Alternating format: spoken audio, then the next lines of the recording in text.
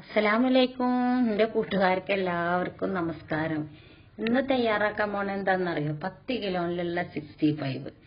അപ്പം അത് അടിപൊളിയായിട്ട് നല്ല സോഫ്റ്റ് കഴിക്കാനൊക്കെ നിങ്ങൾ ഇതേപോലെ തന്നെ തയ്യാറാക്കണം.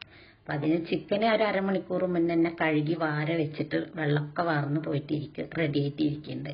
പിന്നെ മസാല തയ്യാറാക്കണ്ടേ നമുക്ക്. അപ്പം അതിന് ഒരു പാത്രം വെച്ച് വലിയ പാത്രം തന്നെ എടുത്തിട്ട് അതിലേക്ക് ഞാൻ കൊടുത്തിട്ടുള്ള താഴെ കൊടുത്തിട്ടുള്ള എല്ലാ മസാലകളും ചേർത്ത് കൊടുക്കുക. അപ്പം അതിൽ മുളകും പൊടിയും കാശ്മീരി ചില്ലി പൗഡറും മല്ലിപ്പൊടിയും മഞ്ഞൾപ്പൊടി അങ്ങനെ എല്ലാ മസാലകളും ഉണ്ട്. അപ്പോൾ ഇതിലേക്ക് തന്നെ കോഴിമുട്ട കൂടെ ആഡ് ചെയ്യണം കേട്ടോ. ഞാൻ മസാല പറത്തിയതിൻ്റെ ശേഷമാണ് ഞാൻ കോഴിമുട്ട ആഡ് ചെയ്യാൻ വിട്ടുപോയത്, അത് ചേർക്കണത്. അപ്പോൾ നിങ്ങൾ ഈ സമയത്ത് തന്നെ കോഴിമുട്ട ചേർത്ത് കൊടുക്കണം. അത് ഞാൻ കാണിക്കുന്നുണ്ട്, പക്ഷെ ആഡ് ചെയ്യാൻ വിട്ടുപോയതാണ്. അപ്പോൾ അത് കാരണം ഇതിൻ്റെ ഒപ്പം തന്നെ എല്ലാതും കൂടെ ചെയ്യുന്നതിൻ്റെ ഒപ്പം തന്നെ എഗ്ഗും കൂടെ അതിൽ ചേർക്കുക. അപ്പോൾ ഇങ്ങനെ നല്ലോണം ഒന്ന് ഇളക്കി കൊടുക്കുക. ഒരു ടീസ്പൂൺ കൊണ്ടിട്ട് ഒന്ന് ഇളക്കി കൊടുത്തിട്ട് പിന്നെ വെള്ളം ഒഴിച്ചതിൻ്റെ ശേഷം കൈ കൊണ്ട് തന്നെ നല്ലോണം കുഴച്ച് ഒന്ന് തിരുമ്പി കലക്കി കൊടുക്കണം കേട്ടോ. എന്നാലാണ് കൈമ ഗ്ലൗസ് ഇട്ടോളെ. ഞാൻ ഗ്ലൗസ് ഇടാതെ ചെയ്തിട്ട് എനിക്ക് കൈയൊക്കെ നല്ല ചുട്ട് നീളുണ്ടായിരുന്നു. അപ്പോൾ ഗ്ലൗസ് ഇട്ടിട്ട് ചെയ്യുക. ഞാൻ നല്ലോണം ചെയ്ത് ഇങ്ങനെ ഇളക്കി കൊടുത്തതിന് ശേഷം നമ്മൾ ചിക്കൻ കഴുകി വെള്ളമൊക്കെ വാർന്നിട്ട് വെച്ചുള്ള ചിക്കന് അതിക്കൊന്നാണ്ട് ഇട്ട് കൊടുക്കുക.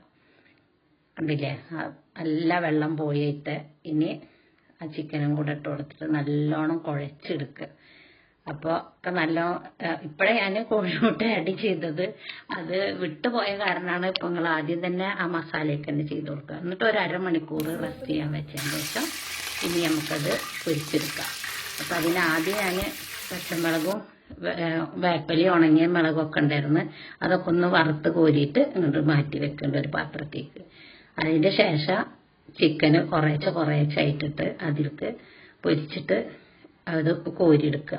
അപ്പം അത് നമുക്ക് കുറേ ആൾക്കാർ എന്തെങ്കിലും പരിപാടിയൊക്കെ ഉണ്ടാകുമ്പോൾ ഇങ്ങനെ ഇതേ അളവിൽ തന്നെ നിങ്ങൾ തയ്യാറാക്കി നോക്കുക. നല്ല ടേസ്റ്റാണ് ഇത് കഴിക്കാനൊക്കെ. അപ്പോൾ എൻ്റെ വീട്ടിലൊരു പരിപാടി ഉണ്ടായിരുന്നു, അതിന് വേണ്ടിയിട്ട് ഞാൻ ഉണ്ടാക്കിയതാണ്. അപ്പോൾ അതൊക്കെ കോരി കണ്ടില്ല ഉണ്ടാക്കി ഒക്കെ വാർത്ത് വെച്ചിട്ടുണ്ട്.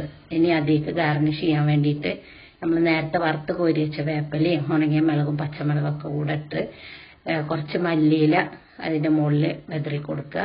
എന്നിട്ട് കുറച്ച് സോസും കൂടെ ഞാൻ ഒഴിക്കുന്നുണ്ട് കേട്ടോ, കെച്ചപ്പ്.